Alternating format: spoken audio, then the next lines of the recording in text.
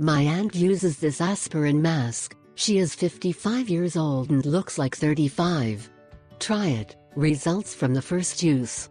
Aspirin is the most famous over-the-counter pain reliever in the world, used for relief of headaches, fever control and as anticoagulant.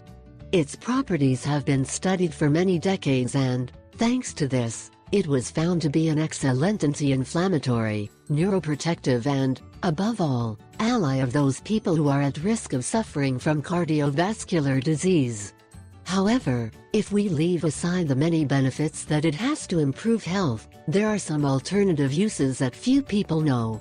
Among these we find incredible properties to beautify the skin of the face, being an excellent ally to combat acne, reduce stains and eliminate all those impurities that affect beauty. There are many who have not yet tried this medicine in their aesthetic treatments. For this reason, today we are going to share its secrets and a way to use it to enjoy its benefits.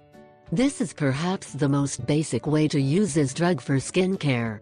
It has an exfoliating action that facilitates the removal of dead cells and improves the texture of the skin. It is also good for removing excess fat and reducing the size of the dilated pores that cause annoying blackheads.